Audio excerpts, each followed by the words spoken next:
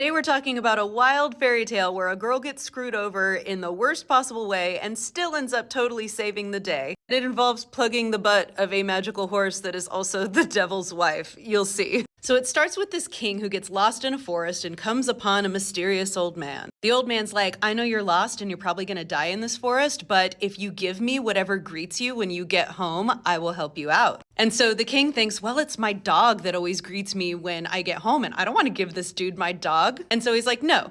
But then he wanders around, he's gonna die. And finally he's like, I guess I have to give up my dog to live. And so he makes the deal. Old man lets him out, and it's revealed to us in the story at this point, old man is the devil. As always happens, the king goes home, and the first person to greet him is his tiny baby son, who just like holds out his hand and is like, Daddy. The king's like, ah, crap, no. And then the dog comes out after him, and he's like irrationally mad at the dog. The dog came up joyfully wagging his tail, but got nothing in return for his faithfulness but a kick. And if you don't like the king, you're gonna like him less in a minute. So to get out of this deal, the king decides that he is going to switch his son with the baby daughter of a poor peasant. Because they're a peasant, they can't say no. So the prince's son is taken to the peasant's humble hut, and the girl is put in his golden cradle with silken covers. So a year later, the devil comes to take what he is owed, and it works. He takes the girl and takes her to hell with him. The king's like, phew, that worked. And then he brings his son home to be a prince again and live in luxury. So time passes, and the prince grows up to be a man, and he actually has a conscience and feels bad about this girl that got traded for him. So he decides he's gonna set out on his own to try and find her and save her. Gets a sack full of peas, and he goes to the same forest his dad got lost in, hoping to meet the devil the way he did. So he pretends to be lost, and it works. The devil shows up. When the devil asks what he's doing, he pretends to be a poor guy, and he says he's taking these peas to his aunt's funeral. Apparently it's a custom in the kingdom that people who go to the funeral have peas. The old man's like, how about you come work for me and get riches? And he's like, sure, I'd love to come with you. When the old man leads him to hell, the description is so cool and creepy. They come to a cliff, and the old man strikes it 3 times with the heel of his left foot. They go inside, and it says pitch darkness engulfed them. Soon a gleam of light appeared, but it bore no likeness to the light of the sun or the moon. There's a hazy cloud above, and there are trees and water and grass, but they look different than earth, like uncanny. What struck the prince the most was the dead silence that reigned throughout. Even the sound of his own footsteps drowned in the silence. They get to the devil's house, which is like a big farmhouse, and suddenly there's sound again, and the prince is like, okay, this is a little less weird. He hears the whirring of a sawmill, and the devil's like, that's my grandmother, the old dame, she's just snoring. But he doesn't ever see this grandmother. Okay, so in the house, he also sees this girl who is cooking and taking care of and being a maid for the devil, and she has beautiful brown eyes, and he is pretty sure she's the girl who got taken. So the devil gives both of them only scraps of food and forbids them to talk to each other. But eventually they get time alone together, and they manage to communicate. If you watched my previous video about the Norwegian story, The Master Maid, this next part goes kind of the same. The girl's like, hey, what job did he give you to do? He's like, oh, I'm just supposed to cut grass for the white horse out back and clean out the stable. And she's like, oh no, that horse, she's the grandma, the old dame. She's like, 20 mowing men could not get enough grass to satisfy her, and she will fill up the entire stable with her poop. So she says, tomorrow when you go out there to do it, take a willow switch, bend it into a hoop, and make sure the horse sees you do it. Then take a large block of wood and cut a plug out of it, and let the horse see you do that too. And when the horse asks why you're doing it, say, if I see you're over greedy, I'm gonna put this muzzle on you and draw it tight.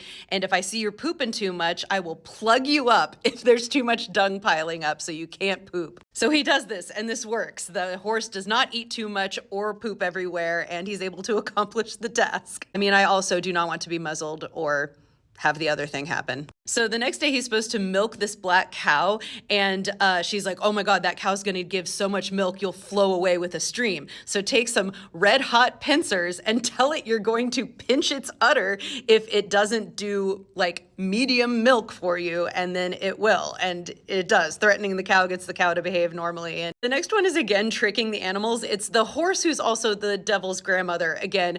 And he's supposed to gather all this hay. And so the girl tells him to climb up on top of the hay and start counting. And when the horse says, "What are you counting?" say, "Oh, all the wolves that are about to come here and tear you up." And then the horse will get so scared it will hurriedly gather all the hay for you. And that works. The devil's like, "Okay, good job. Tomorrow you're going to be free. And you know what? If you want to marry that girl I've got, you can take her with you." So the prince runs to the girl and he's like, "Oh my God, I have the best news." And she's like, "Oh dude, that's not good news. This means he guessed that I have helped you with all these tasks and he's totally going to destroy us both. But I know what to do." She says, "We got to run away tonight. You have to go get an axe, go to the cow house, cut off the calf's head with one blow and split it in two with the second blow. And in it you will find a sparkling red ball that you need to bring to me.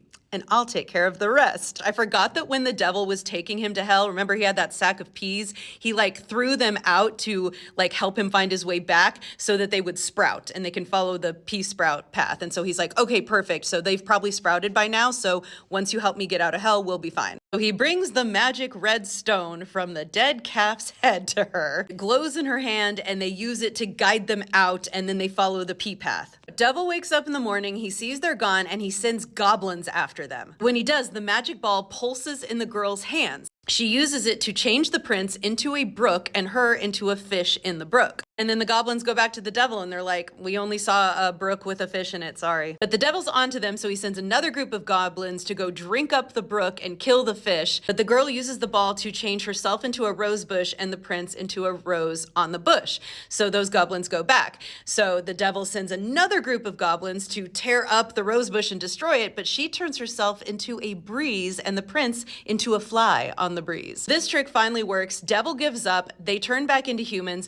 Now, by this time, the prince has told her he is a prince and why she got taken by the devil, and she knows everything at this point. And she's like, "All right, you should go back and be a prince. I'll go find somewhere to live." But he says, "No, I don't want to part with you. Let us get married so we can share joy and happiness as we have shared grief and sorrow." So with the help of her magic ball, they both get like beautiful clothes on at that point because that's important so that they can go present themselves to the king looking nice. But it turns out the king is dead because he died of grief and guilt over what he did switching out the children. But on his deathbed repented of his sins and confessed that he gave up an innocent girl to the devil. So the prince, being a dutiful son, weeps for his father, buries him, gives him all the honors he deserves. Then he becomes king and he marries the girl and they live happily ever after. Oh, and what's important is that he doesn't say who she is because he would not be allowed to marry her because she is just a peasant girl. So the magic ball, again, with making her look rich, makes everyone think, "Oh, she must be a princess from a foreign land." So the people are all okay with it, which matters. The wedding was celebrated in great style and the festivities lasted 4 whole weeks.